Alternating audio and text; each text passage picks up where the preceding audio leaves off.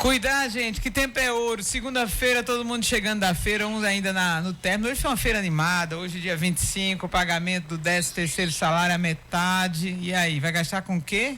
Nosso economista vai falar, viu, Gelton, como é que você deve gastar o dinheiro. Agora, quem vem dizer que ele chegou é o Dr. Ralph, advogado do grupo de Edson Daniel, que tem um escritório no shopping Sumé. Nosso querido Edson Daniel, um grande amigo, sumeense já, né? Já está aí com o seu título de sumeense, não recebeu ainda, está muito perto de receber, mas já tem o título. O papel não vale nada, o que vale é o coração do sumeense que o acolheu aqui em Sumé. E o Ralph é fruto dessa amizade. Ralph, que é advogado campinense, está aqui com a gente para falar que a notícia é boa, né, Ralph? Todo mundo aí com um dinheirinho no bolso já, os aposentados, e muita gente fica dizendo assim, ai meu Deus, mas eu não tenho direito. E esse não tem o direito não é muito bom para advogado não, né? Bom, é verdade. Muito bom dia, Jaqueline, muito bom dia a todos os ouvintes da rádio. E é notícia boa, como você já sinalizou. É dinheiro que está na conta de mais de 31 milhões de brasileiros que começam a receber hoje uma parcela do 13º. E é quando uma parte que você sinalizou de forma muito interessante é o não tenho direito. Eu não tenho direito. Quem é que não tem direito ao 13º, hein? Pois é, mas tem um grupo de beneficiários do INSS que não recebe 13º. E aqui eu falo às pessoas que recebem o chamado BPC. Aí tem gente que não sei nem o que é um BPC, mas vai conhecer como LOAS, como amparo. Então é um benefício que hoje você não vai gozar desse valor que está sendo antecipado. Mas quem recebe auxílio doença, quem recebe aposentadoria, tem sim direito a essa antecipação e tem direito ao 13º. A metade, né? A metade, que no caso é a antecipação. Então o dinheiro hoje começa a circular nas mãos das pessoas que fazem a economia girar, que é o público que recebe benefício do INSS. A propósito, Ralph, sobre o LOAS. O LOAS é assim, gente, é um amparo. Eu trabalhei meu primeiro emprego foi no antigo Formural com minha tia. Eu atuei muito na área da Previdência. E a gente sempre diz assim, olha, é um amparo, é uma ajuda que o governo lhe dá, já que você nem contribuiu com o INSS, nem que você trabalhou. É uma pessoa que está precisando do governo para viver. Isso é o chamado LOAS, né?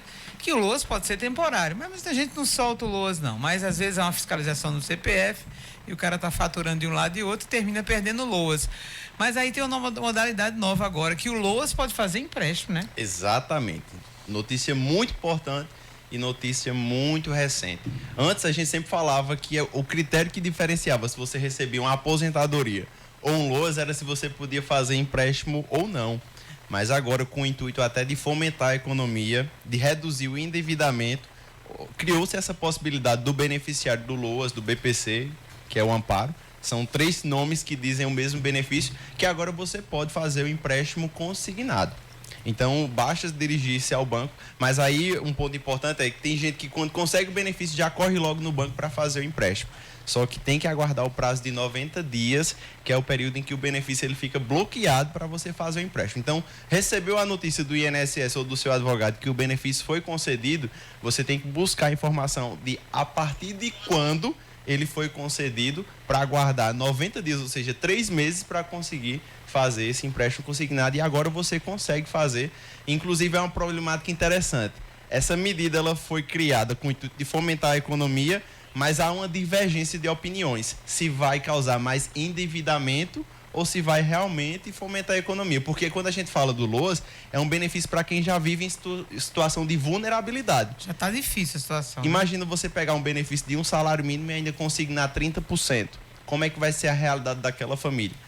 Cenas dos próximos capítulos. Cenas dos próximos capítulos. Gente, a gente recebe idosos no abrigo que quando a família coloca, eles já têm tirado praticamente tudo. Empréstimo há anos, né? É verdade. E aí quando não tem mais o que tirar, os 30% é entrega às instituições de caridade. É sempre assim, né? Tem razão. É complicado. 10h54, gente. A partir de... Se tiver dúvidas aí no Zap, as pessoas podem... Já tem. Daqui a pouco a produção já fala para trazer perguntas para o Ralph. Mas houve também uma mudança na questão dos exames, né? Para as pessoas que vão fazer aqueles exames. Que a gente diz assim, eu estou doente. Mas como é que o governo vai saber que eu preciso continuar com o meu benefício da saúde, se a gente não consegue fazer o laudo, não consegue ir para o INSS? Houve algumas mudanças, algumas publicações novas do governo, uma medida provisória? Sim, a medida provisória 1113. Essa medida provisória ela busca barrar ou então diminuir essa fila de benefícios. Hoje, quando a gente olha, não é um número preciso, mas estima-se que mais de 2 milhões de pessoas estão aguardando nessa fila. Então é muito comum as pessoas, dei entrada lá no INSS, estou até hoje aguardando, está em análise, está pendente. E é justamente com o intuito de diminuir essa fila que criou-se essa medida provisória. Mas aí, quais são as mudanças que são muito importantes? A primeira mudança é que agora vai ser desnecessário, poderá ser desnecessária a análise da perícia médica conclusiva. Inclusive, foi uma medida que já foi adotada no início da pandemia, que a gente sabe que tumultuou um pouco mais o judiciário. Mas, assim, como é que vai ser a aplicação disso hoje? Você vai apresentar um laudo médico com os requisitos estipulados na medida provisória, aí vai ter que ter o nome do médico de forma legível, o período de afastamento, a CID, que é o código da doença. Então o laudo ele vai ter que vir completinho, com esse checklist de informações. E uma vez o laudo estando completo, você não vai ser obrigado a passar por perícia médica no INSS. O médico do INSS ele vai analisar apenas o seu laudo, e aí após analisar o seu laudo, ele vai concluir se você vai ter direito ou não ao benefício. Porque a responsabilidade fica do médico que fez o laudo, né? Exatamente. Então, assim, foi uma medida que já foi adotada no início da pandemia e a gente viu que tumultuou um pouco o judiciário, porque tinha médico que indeferiu o benefício estando o laudo com todas as informações. Houve também um questionamento sobre a veracidade daquelas informações. Já vi pessoas dizendo, eu pago tanto e o médico me dá o laudo do jeito que eu quero. Então, assim, há essa problemática em torno disso também, como é que vai ser isso na prática. Então a medida provisória ela tenta diminuir essa fila de mais de 2 milhões de benefícios que estão em análise com essa proposta. E também, Jaqueline e os ouvintes da rádio, a medida ela tenta fazer com que o perito ele faça uma jornada de trabalho extra, com bonificações, ou seja, o perito que ele fizer mais perícias do que o seu ofício pede, vamos supor que ele tem uma meta diária de 80 perícias, a cada perícia que ele fizer a mais desse mínimo diário, ele vai ganhar uma bonificação. Então aí é uma tentativa também de fazer com que os peritos eles façam uma hora extra para que também consigam um retorno financeiro. Aí, Ralf, qual é a hora de procurar o advogado? Se acontece tudo isso, você coloca lá e é negado, aí é a hora de procurar o advogado para resolver? Depende muito do ponto de vista. Como eu te falei, agora com essa medida provisória, o laudo ele vai ter que seguir todo um checklist de informações, ou seja, informações obrigatórias que devem conter no laudo. E aí, se o cidadão ele não tiver acesso a essa informação, se ele não souber como é o laudo correto, é interessante que ele busque o apoio especializado de um profissional, um advogado que ele conheça, que ele confie, para que, desde a via administrativa, ele faça o acompanhamento. A gente vê que, inclusive, tem muitas pessoas que dizem, se for negado, eu vou lhe buscar lá no escritório, viu? Eu vou atrás de você. Mas a gente sabe que o processo ele não começa quando é negado. Ele começa quando o cidadão ele está doente, quando ele está incapacitado de trabalhar, que a gente vê que, inclusive, tem pessoas que estão doentes, que não conseguem trabalhar, estão até hoje sem receber um benefício. Por quê? Porque estão pedindo o benefício errado, estão apresentando documentos errados, e isso aí termina atrasando a vida do cidadão. Não é o advogado que é prejudicado. O advogado ele é prejudicado quando ele pega um processo que está todo mal instruído, com informações erradas, com documentos errados, e aí o advogado vai ter que trabalhar em dobro para contornar essa situação. Então, o momento de procurar o advogado, eu diria que não é vender nenhum peixe, é desde o começo mesmo, para que esse acompanhamento seja bem feito. Olha aí, gente, Ralf está conversando com a gente aqui ao vivo, nos estúdios. Vamos às primeiras perguntas? Vamos lá. Vamos lá trazer já a primeira participação. Bom dia, Jaqueline. Bom dia, doutor Ralf. Eu sou a Polônia aqui do Sítio Pau d'Arco. Eu sou uma grande fã de Dr. Ralf. Admiro muito o trabalho dele. Parabéns, Dr. Ralf. Bom dia. Olha aí, foi só um parabéns, tá vendo que legal? Muito bom dia, Apolônia. Muito obrigado pelo carinho, viu? Fica aí na escuta que tem muita informação cidadã para você. Agora temos mais uma pergunta. Vamos lá. Jaqueline, por gentileza, pergunta aí esse advogado se quem recebe não é aposentado, só recebe o auxílio do idoso, não tem direito a auxílio de doença, esse negócio, porque eu operei de um CA no nariz faz 22 dias e vou operar da vista quinta-feira. Não tem direito a receber nada porque eu recebo esse negócio desse BBC. Eu tenho 78 anos e não sou aposentada, porque trabalhei de carteira fechada há muitos anos em São Paulo. Pronto, dona Antônia. Dona Antônia, olha, nesse caso, as pessoas que já recebem qualquer benefício do INSS, com exceção do auxílio a acidente, não pode se encostar, como o pessoal fala. Se encostar. Se encostar. Porque você já recebe um benefício que ele é substitutivo de renda. Ou seja, o que quer dizer com isso?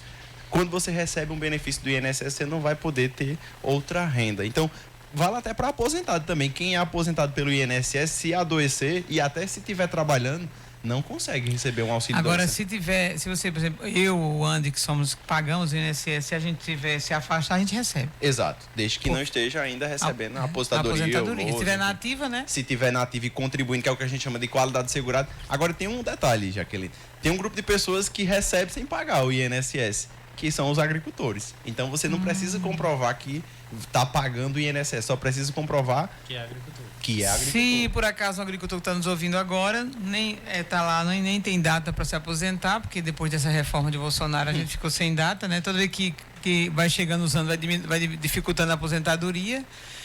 Cortou a mão na hora da execução tirando a ração para o gado, perdeu alguns dedos, ele pode se encostar. Pode se encostar. Vai receber o auxílio doença e até se for um problema definitivo, vai se aposentar. Muita gente perde isso, né? Muita gente perde, porque não consegue comprovar. Eu vejo muitas pessoas também, Jaqueline, que bota todos os papéis. Eu já vi mulher dizendo, mulher, bota teus papéis como agricultora, fica mais fácil de tu se aposentar. Não adianta. O que o juiz vai querer saber, o que o INSS vai querer saber é se você realmente é agricultor ou não. Não adianta você ter papéis. Os papéis do meu pai são como agricultor. Posso na utilizar? Escola, do sindicato, Então, não sei o que, é tudo. Eu já vi gente que chegar com uma penca de papel assim, em cima da mesa, mas não era agricultor. E a gente vê que quando vai começar o processo, não consegue o benefício, porque o que vale não é o papel. O que vale é se você realmente é agricultor ou não. As provas, se você né? for realmente agricultor e não tiver nada de papel, você consegue se aposentar. Porque essa é a verdade. E essa é a verdade que a gente leva para o tribunal. E termina, gente, muita gente que quer forjar essa história do agricultor, ouvir informação errada, né? Ouvir pessoas que só querem tirar proveito, perde tempo. Muita gente dificulta isso, porque assim, tem que entender, por exemplo, você pode até ter morado num sítio, gente, 10 anos, 15, mas você mora na rua, pra que tá dizendo que é agricultor? Não é agricultor. Você pode até ter morado num sítio, pagado de sindicato 25 anos, mas mora na rua. Tem muita coisa que não tem nada a ver. Então, você tem que entender isso. A gente tirou tantas vezes essa dúvida aqui para as pessoas. Agricultor é quem mora no sítio mesmo, que está numa terra, que está com as mãos cheias de calo, com terra nas unhas, que amanhece o dia lá. Isso não tem nem o que discutir. São agricultores de verdade.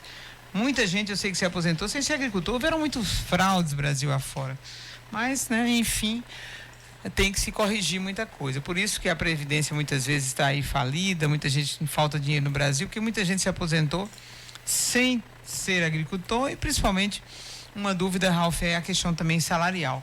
Muita gente contribui e contribui com muita força. Não, estou pagando 5 mil ao INSS, eu vou me aposentar com 5 mil, teto máximo. Aí diz, não, eu só contribuo com o salário mínimo, né? Se alguém me dissesse que eu tinha que contribuir com mais, eu teria feito isso, mas assim, como conciliar essa vontade de se aposentar com salário alto e se uma contribuição é baixa? Qual a orientação hoje que o advogado dá? Não, você quer se aposentar e receber 5 mil reais, quanto você vai ter que contribuir? É muito importante esse questionamento e é algo que a gente sempre faz muito, que a gente chama de planejamento previdenciário. Planejamento. E é muito bacana isso, porque é comum a gente receber pessoas que já completaram a idade e o tempo de contribuição e quer se aposentar. Mas tem um grupo de pessoas agora que a gente vê que está crescendo muito, sobretudo com a reforma, que é um grupo de pessoas que quer programar a sua aposentadoria, quer planejar. Assim como as pessoas planejam a gravidez, existe o planejamento também para a aposentadoria. Por quê? E a gente vê que essa demanda cresceu muito, porque agora você se aposenta com 60% da sua média salarial. E não é 60% do último salário. Tem gente que diz, mês passado eu paguei em cima de 4 mil, minha aposentadoria vai ser em cima desses 4 mil, não. É feita uma média salarial de todos os salários que você recebeu ao longo da vida, e aí dessa média você recebe 60%. E para tu ver, Jaqueline e os ouvintes, como vai ser complicado isso quando as pessoas descobrirem a gravidade disso. Se eu passei minha vida todinha contribuindo em cima de 5 mil, pegando o exemplo que você falou, quando eu for me aposentar, eu vou me apostar com 60% desse valor. E aí, se a gente for fazer R$3.000. R$3.000. Então, assim, eu pago minha vida toda em cima de R$5.000 para receber 3. E isso foi uma das novidades trazidas pela reforma da Previdência. Aí você diz, não, mas se eu quiser me aposentar com os 5.000, existe uma possibilidade. Eu pago tudo o resto? Você vai ter que pagar durante 40 anos. Poxa, já tem morrido. 40 anos. Eu mesmo nem invento uma coisa dessa. E aí é o Mas tua critério. família vive muito, Jaqueline. Ah, Pode mas pagar mesmo que assim- tá Ah, então tranquilo. pode investir. Sim, que eu vou pra 90. Aí eu vou gostar da aposentadoria com 90 anos, já tô morta, meu amigo. Tô Pode quase investir. Tô a pulso. Mas é interessante fazer esse planejamento para saber o tanto de tempo que você quer contribuir para o INSS e o valor. Então, assim, é indo para a ponta do lápis mesmo, de acordo com sua capacidade de investimento e o tempo que você quer aguardar. Porque tem gente que diz, não, eu Eu preciso pago só... tudo uma vez. Não pode ser. Existe a possibilidade de você até pagar um tempo em atraso também. Vamos supor que você tenha hoje só 25 anos, precisa de 5. Você pode pagar o tempo que está faltando em algumas Eu tenho possibilidades. 30 de rádio, por exemplo. Aí vamos fazer o meu exemplo. Eu paguei sempre em cima do salário mínimo. Certo. Aí que eu tenho que pagar muita coisa, né? Nesse caso, para você já teria até talvez o tempo para conseguir a aposentadoria por tempo antes da reforma. Não tem né? a idade. Não teria a idade. Juntar, tem um Exatamente. É pra juntar. Mas aí, né? nesse teu caso, 30 anos, né? É. Se você pagar 5 agora no teto da Previdência, você vai pagar mais de R$1.000 por mês e não vai fazer quase diferença no valor da tua aposentadoria. Então, por isso que esse acompanhamento é importante. Porque você ia passar 5 anos pagando mais de R$1.000 por mês e quando fosse ver tua aposentadoria, ela ia sair de um salário mínimo para R$1.400, R$1.500. Não valia a pena. Não vale a pena. Eu até digo de forma geral que se você quer contribuir acima de 2,5 salários, busca uma previdência privada. É até interessante outra oportunidade a gente falar sobre isso. A previdência A privada. previdência privada, porque a gente vê que para quem tem condições de contribuir em cima de mais de 2 salários, não compensa contribuir para o INSS. Tá vendo, gente? Como é? E outra coisa, a lei pode até mudar, né? Outro presidente chegar aí e derrubar tudo. Ninguém Eu sabe. já estou me programando para me aposentar com os 80, que vai ser a regra quando Se eu não houver chegar lá. mudança, né? Se não houver Exatamente, mudança. se eu estiver vivo até lá. Outro presidente não sair, se Bolsonaro ficar, tudo fica do mesmo jeito. Agora, se mudar, né? A gente ainda tem uma chance desse Brasil ser diferente para os trabalhadores. Se não, meu amigo, o negócio é feio. 11h06. Temos mais perguntas, André? Temos. Vamos dar Pois aqui vamos lá. embaixo. Vamos lá. Bom dia, Jaqueline. Ô, Jaqueline, eu queria me informar desse Daniel, se eu poderia dar um caminhamento para aposentar meu ex-marido, porque ele é doente da coluna, muito mal ele anda. Ele está tomando um medicamento, são caríssimos os medicamentos dele, e a gente não tem condição de comprar. Eu queria pedir para você me dar alguma informação.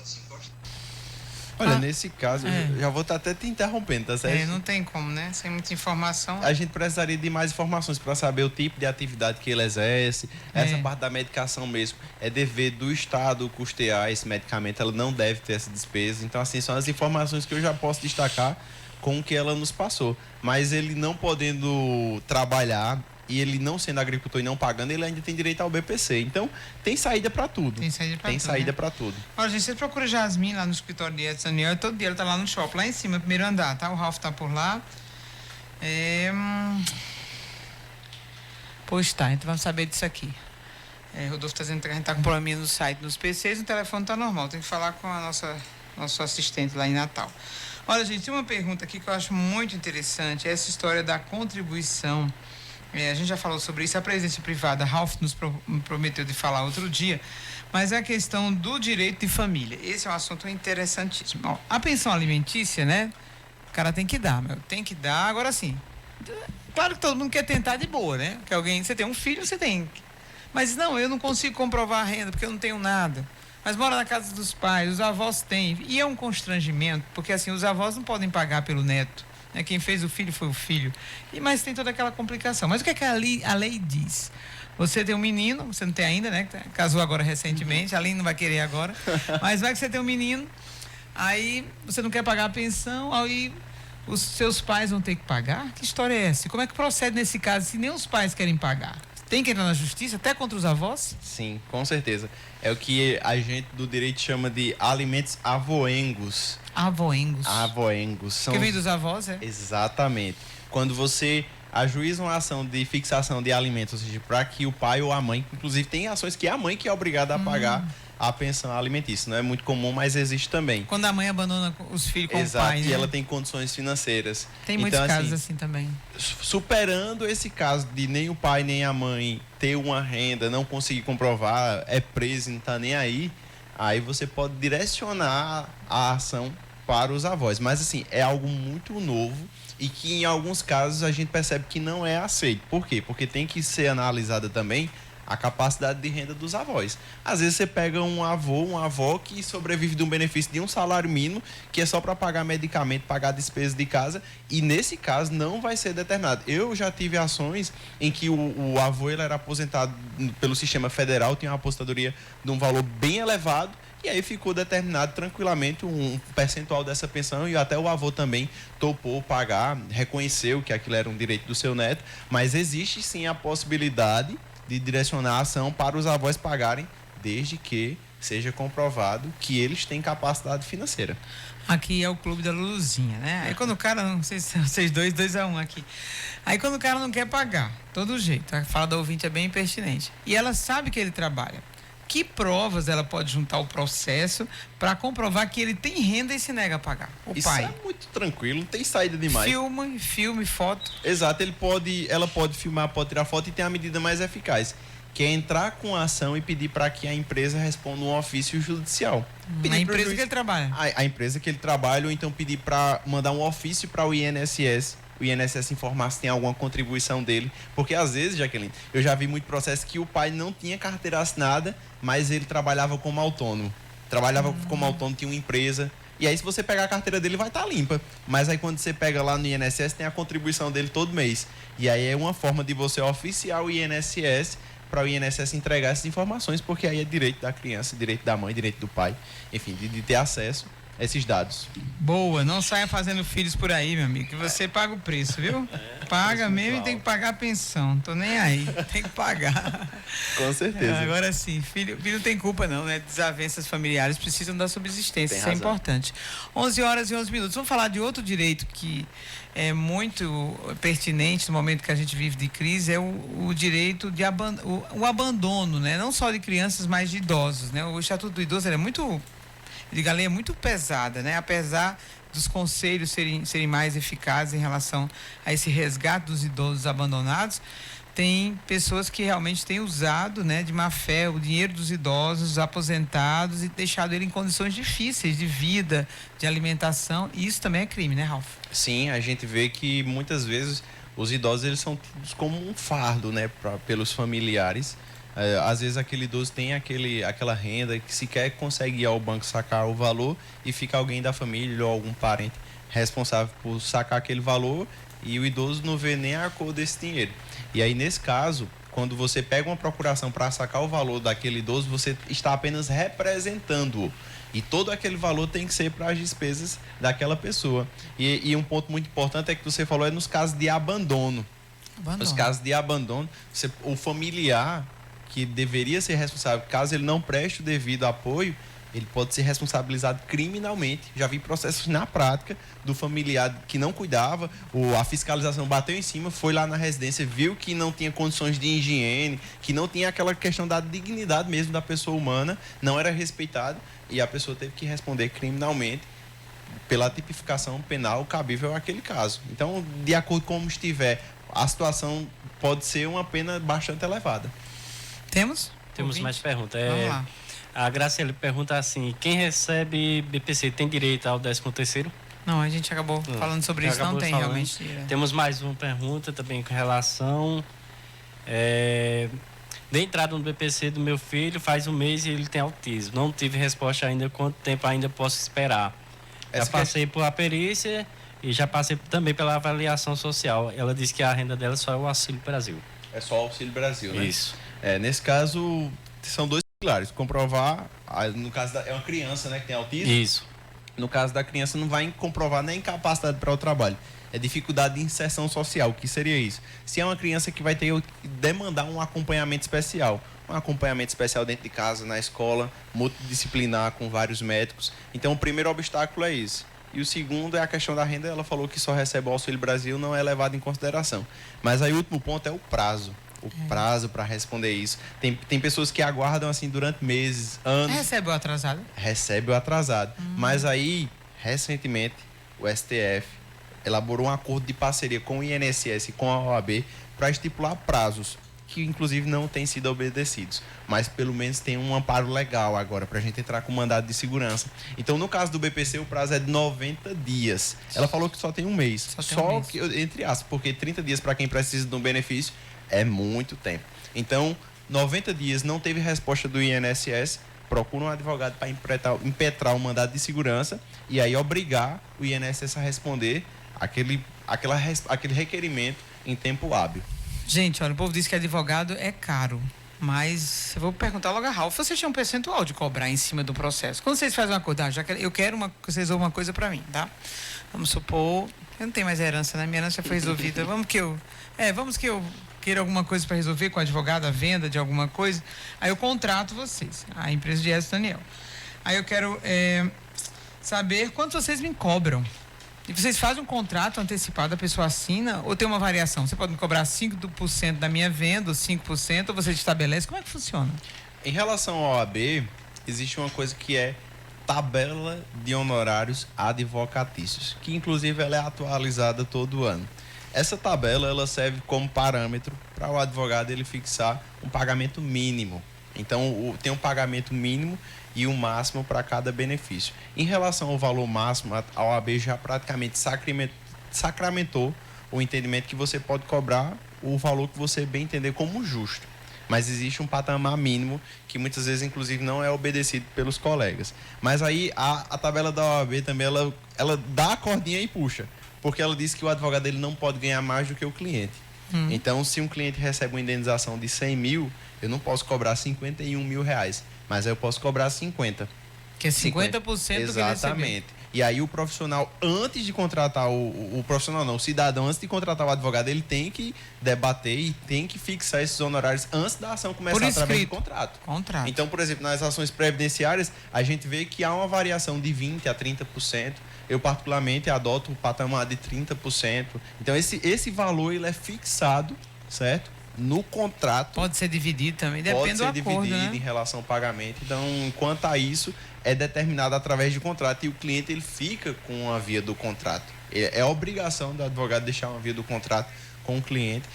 Tudo isso é explicado antes mesmo de entrar com a ação. Muito bom saber. Temos mais, produção? Temos mais. Vou passar hoje. A Ralf hoje não vai atender no escritório, não. Já veio de lá hoje? Já vim de lá. Já veio de lá. Então, qualquer coisa, Jasmin volta para trazer. Bom dia, Jaque. Bom dia, doutor Ralf. Ô, minha amiga, por favor, eu queria só tirar uma dúvida com o advogado.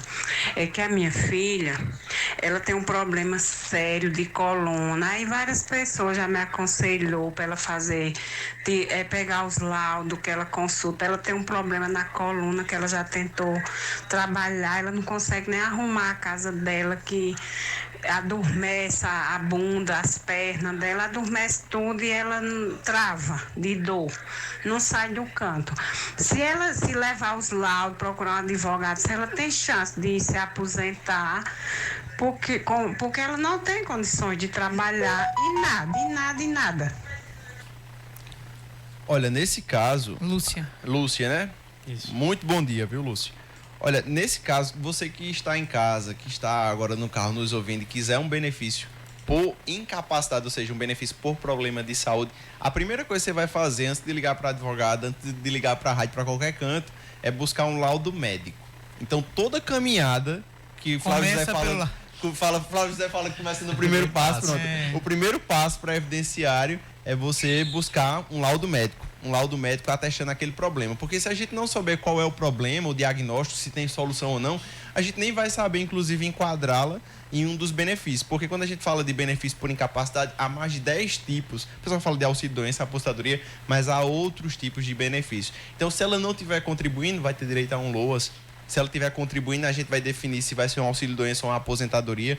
Mas tudo isso vem através de um laudo indicando a incapacidade para o trabalho. Não basta também ser um laudo, ateste que fulano de tal tem autismo. Não.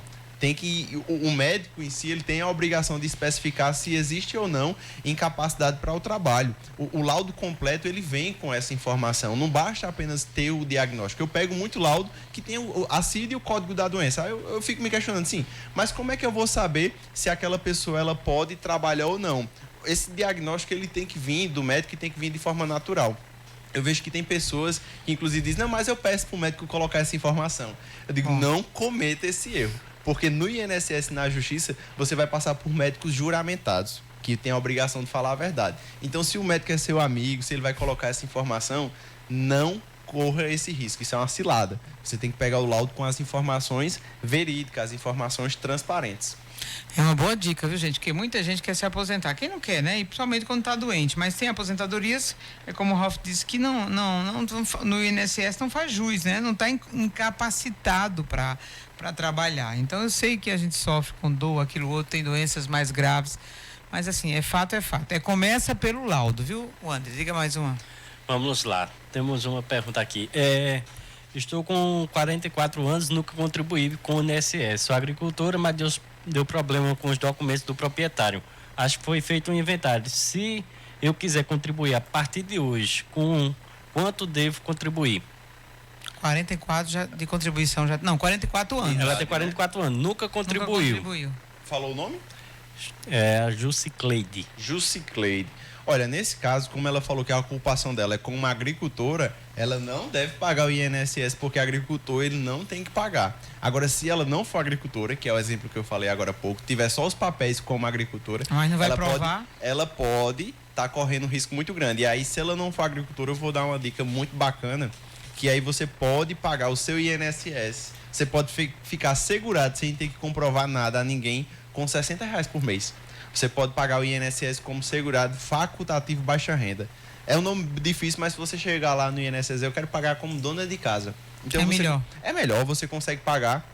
E é a mesma coisa. Dona de casa, segurado facultativo baixa renda, é a mesma alíquota de 5% do salário mínimo. Você fica pagando todo mês, não deixa atrasar, R$60,60. E está segurado. E está segurado. E aí uma dica que eu dou, que eu vejo muita dona de casa que não é agricultora, coloca os papéis como agricultora para conseguir o benefício. E aí por R$60 por mês, eu sei que é dinheiro, eu sei que vai fazer falta, mas é algo que vai te dar segurança. E quando você paga o INSS, você não deve só pensar em aposentadoria.